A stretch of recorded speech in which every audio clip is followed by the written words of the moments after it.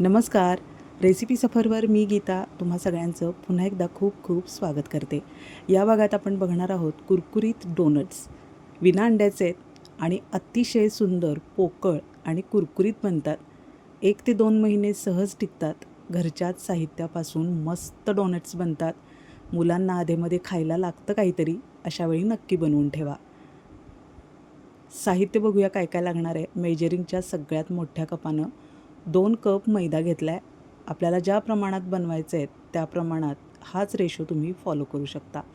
त्यानंतर पाव कप आपण कॉर्नफ्लोअर टाकले, अरारूटसुद्धा टाकू शकता. अर्धा टीस्पून पिठी साखर टाकायची आहे आणि 1 टेबलस्पून ईस्ट आहे. हे सध्या सगळ्या किराणा स्टोर्समध्ये सहज उपलब्ध असतं. चांगल्या कंपनीचं घ्या, ब्रँडेड घ्या आणि फ्रेश घ्या पॅक, म्हणजे फुलून येतात डोनट्स. आता 2 टेबलस्पून तूप घेतले मी, वितळायला ठेवले. तोपर्यंत हे साहित्य एकत्र करून घेऊया. कडकडीत तापले तूप. तुम्ही बटर, तेल किंवा डालडाही यूज करू शकता, पण थोडं कडकडीत मोहन पाहिजेच. चमच्याने मिक्स करूया, हाताला चटका बसू नये म्हणून. यीस्ट वापरल्यामुळं गोळा खूप सुंदररित्या फुलून येतो. पाऊण कप दूध घेतले मी, उकळून थंड केलेलं दूध आहे हे. खूप गरम दूध अजिबात वापरू नका, कारण त्यामुळं गुठळ्या होण्याची शक्यता असते. थोडं थोडं अशा पद्धतीनं दूध आपल्याला मिक्स करत राहायचं आहे. एकदम सगळं दूध ओतू नका, कारण त्यामुळं अंदाज येणार नाही. आता थोडंसं 2 चमचे बाजूला ठेवलं आहे मी दूध. गोळा होईपर्यंत आपल्याला असंच चमच्याने मिक्स करत राहायचं आहे आणि त्यानंतर आपल्याला गोळा मळून बनवून ठेवायचं आहे. आता सगळंच दूध मी टाकून घेतलं आहे यामध्ये. 2 कपासाठी पाऊण कप दूध लागलं. आता जर गरज वाटली तर 2-3 चमचे दूध यामध्ये तुम्ही मिक्स करू शकता किंवा मग पाण्याचा हात लावून गोळा मळून घ्यायचा आहे. 3 ते 4 मिनिटं असा गोळा मळल्यानंतर आपल्याला हा झाकून ठेवायचा आहे साधारण 1.5 तासासाठी. बघा 1.5 तासाने अगदी छान फुलून आला आहे. पण आता लगेच डोनट्स बनवायचे नाही आहेत. जरी गोळा फुलून आला असला तरी थोडासा असा तेलाचा हात लावायचा आणि पुन्हा आपण गोळा व्यवस्थित मळून घेणार आहोत. बघा कशी सुंदर जाळी पडली आहे.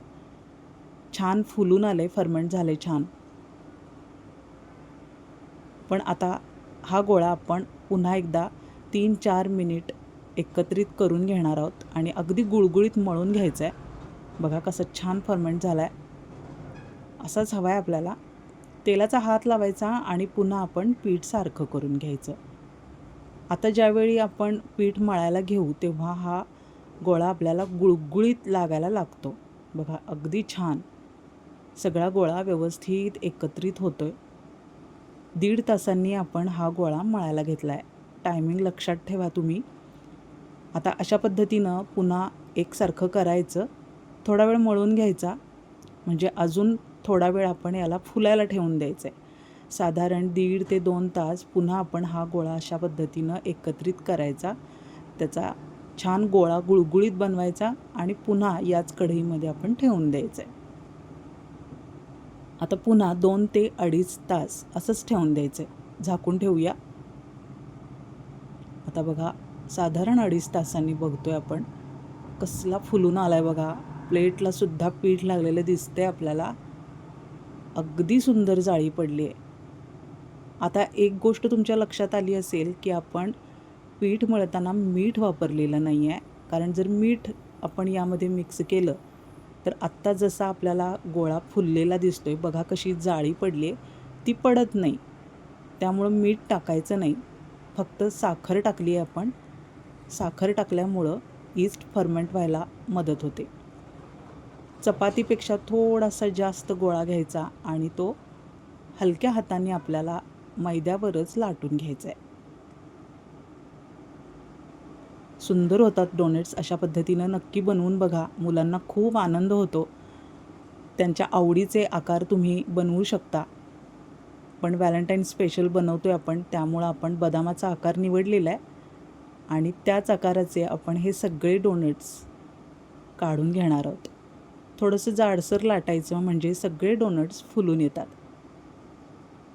अंड्याचा वापर केलेला नाही आहे आपण यामध्ये. विना अंड्याचे सुद्धा डोनट्स खूप छान लागतात. आता सगळे आकार आपण काढून घेणार आहोत. छोटा आकार आहे हा. आता हा कटर आपल्याला मोठ्या आकाराचा सुद्धा मिळतो आणि याच्यापेक्षा छोटासुद्धा मिळतो. तुम्हाला जो आवडतो आकार त्याप्रमाणे तुम्ही हा सेट आणू शकता. आता आकार आपल्याकडं असे नसतील तरी पण अडून बसायचं काही कारण नाही. पिझ्झा कटर किंवा साध्या सुरीनी आपल्याला हव्या त्या आकाराचे काप आपण काढून घ्यायचे किंवा छोट्या वाटींनी काढले तरी चालणार आहेत आणि तळून घ्यायचे. तेल मीडियम तापले, टम्म फुलत आहेत बघा टाकल्याबरोबर. गॅस मात्र कमी करा, खूप मोठ्या गॅसवर हे पटकन करपतात. त्यामुळं गॅस बारीक करायचा आणि सोनेरी रंगावर छान कुरकुरीत तळून घ्यायचे डोनट्स. अशा पद्धतीनं झाऱ्यानं थोडंसं एक बाजू सेट झाली की पलटवून घ्यायचे हळूवारपणाने. बघा मस्त झालेत डोनेट्स. नक्की बनवा ही रेसिपी सफर चॅनेल अजून तुम्ही सबस्क्राईब केलं नसेल तर जरूर सबस्क्राईब करा.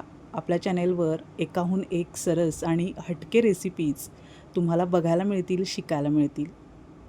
मस्त झालेत डोनट्स. ही रेसिपीसुद्धा ट्राय करा आणि कमेंटमध्ये सांगा व्हिडिओ कसा वाटला. व्हिडिओ आवडत असतील तर लाईक करा, शेअर करा, कमेंट करा आणि अजून कोणती रेसिपी तुम्हाला बघायला आवडेल हे सुद्धा कमेंटमध्ये सांगायला हरकत नाही. अशा पद्धतीने मी दुसऱ्या घाणासुद्धा तळून घेणार आहे. टाकल्याबरोबर डोनट्स बघा कसे मस्त टम्म फुलून येत आहेत. यापुढे सुद्धा आपल्या चॅनेलवर एकाहून एक सरस रेसिपीज येत राहणार आहे. तर बघत राहा चॅनेल. सबस्क्राईब करून ठेवा म्हणजे नवीन व्हिडिओचं नोटिफिकेशन तुम्हाला लगेचच येईल. आता आपण यामध्ये गोड काहीच टाकलेलं नाही, गोडाचे डोनट्स आहेत हे. त्यासाठी आपण लवकरच पुढची प्रोसेस करणार आहोत. स्किप न करता बघा व्हिडिओ.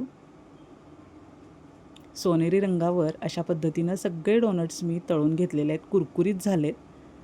आता पाक बनवून घेऊया. मेजरिंगचा अर्धा कप आहे हा, तो सपाट भरून घेतला आहे आणि तेवढंच पाणी घेतलं आहे. आता हा पाक आपल्याला व्यवस्थित मीडियम गॅसवर साखर विरघळेपर्यंत ढवळत राहायचं आहे. 1 तारी 2 तारी असा करायची काहीच गरज नाही, फक्त दाटसर करायचा आहे. वेलची जाडसर कुटून घेतली आहे आणि 1 लवंग. यामुळं मस्त छान अगदी सुगंध येतो आणि टेस्टसुद्धा छान लागते. बघा आता साखर विरघळली आहे पण झाला नाही आहे अजून 2-3 मिनिटं आपण ढवळत राहूया पाक.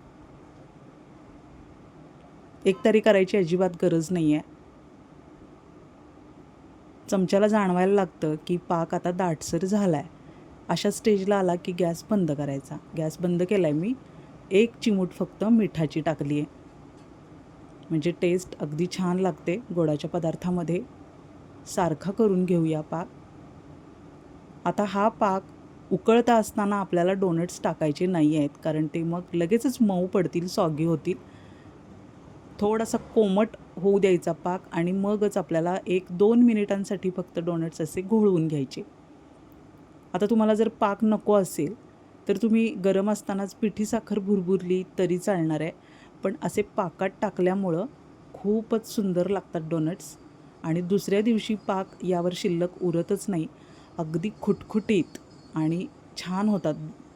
अशा पद्धतीनं नक्की बनवून बघा म्हणजे तुम्हाला कळेल की पाक अगदी चिपचिपा अजिबात होत नाही. जास्त कुरकुरीत आणि सुंदर डोनट्स बनतात. त्यासाठी काळजीपूर्वक पाक बनवा आणि कोमट झाल्यानंतरच हे डोनट्स त्यामध्ये घोळवा. आता दुसऱ्या भांड्यात काढून घेते मी. असेच लगेचच गरम गरम खाऊ शकता तुम्ही, पण दुसऱ्या दिवशी ते जास्त छान लागतात कारण त्यावर पाकाचं मस्त कोटिंग होतं आणि कुरकुरीत लागतात डोनट्स. त्यामुळं दुसरा घाणासुद्धा मी असाच पाकात टाकला आहे. आता बघा आपण 2 कप पीठ घेतलं होतं आणि त्यासाठी अर्धा कप साखर. तर पाक अजिबात उरलेला नाही. सगळे डोनट्स अगदी घोळवून झाल्यानंतर चमचाभरसुद्धा पाक त्यामध्ये शिल्लक राहिलेला नाही. नक्की बनवा अशा पद्धतीनं. पुन्हा भेटूया. धन्यवाद.